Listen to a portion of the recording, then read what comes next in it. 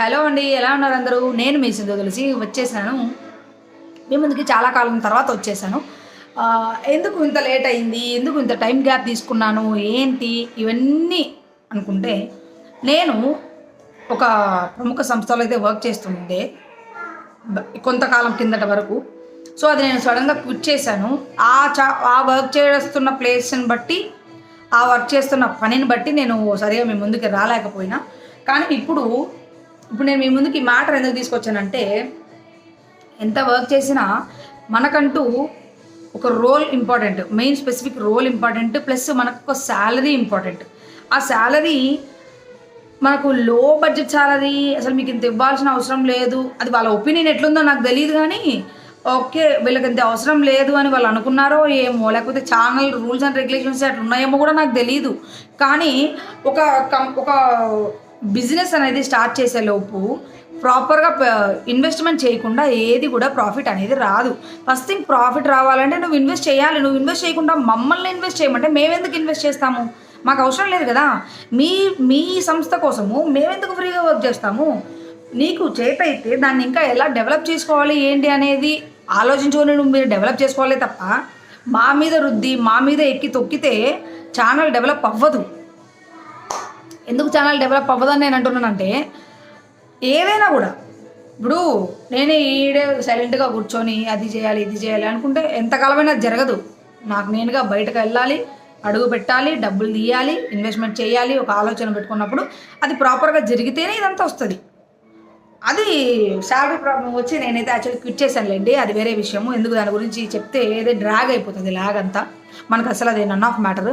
అది ఓకే, చేశాను, క్విట్ అయ్యాను, దానివల్లనే నేను మీ ముందుకు రాలేకపోయినా.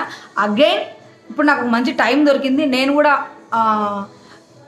మీతో కమ్యూనికేట్ అవ్వాలి, మీతో ఇంటరాక్ట్ అవ్వాలి అనే ఉద్దేశంతోనే నేను యాక్చువల్లీ వెయిట్ చేస్తున్నాను చాలా రోజుల నుంచి. ప్రాపర్ టైం అయితే నాకు దొరికింది. సో అందుకే నేను చాలా కాలం తర్వాత ఇప్పుడు మీ ముందుకైతే వచ్చేసాను. ఇప్పుడు ఈ ప్లానింగ్స్ ఏంటి, ఏం చేయాలి ఏంటి అనేది చాలా క్లమ్జీగా ఉంది మైండ్ అంతా చెప్పాలంటే. ఎందుకు క్లమ్జీ అంటున్నానంటే, అసలు ఏది చూడు ఎవరో ఒకరు ఏదో ఒక కాన్సెప్ట్ చేస్తూనే ఉన్నారు. ఏం కాన్సెప్ట్ చేయాలి మీకు ఎవరికైనా ఏమైనా తెలిసి ఉంటే ప్లీజ్ కామెంట్ సెక్షన్లో కామెంట్ చేయండి. నాకు పాసిబుల్ అయితే ఖచ్చితంగా definitely I will do my best అని చెప్తానమాట.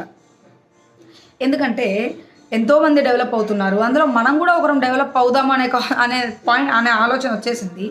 ఎందుకంటే మన చేతుల్లో అన్నీ ఉన్నప్పుడు మనం ఖాళీగా ఉంటే అది మన పొరపాటే అవుతుంది.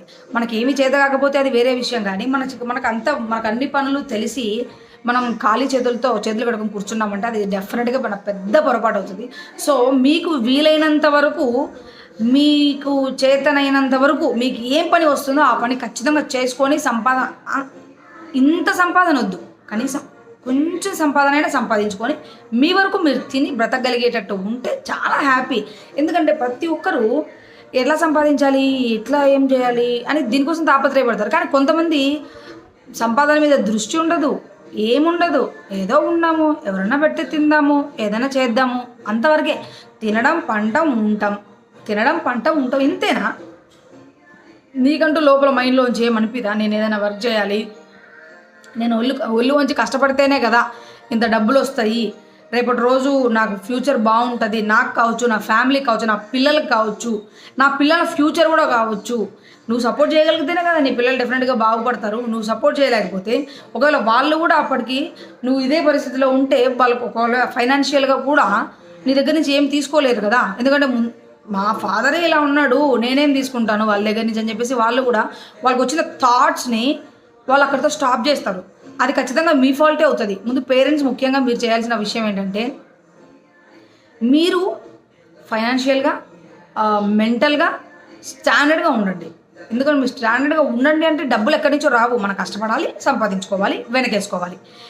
ఉంది కదా అని చెప్పేసి మొత్తం ఖర్చు పెట్టుకోవద్దు. అందులో కొంచెమైనా అక్కడి నుంచి ₹1 సేవ్ చేసుకొని వెనకేసుకోండి. అది మీకు కాకపోయినా మీ పిల్లలకి డెఫినెట్గా యూజ్ అవుతుంది. ఇది నేను చెప్పాలనుకుంటున్నా పాయింట్.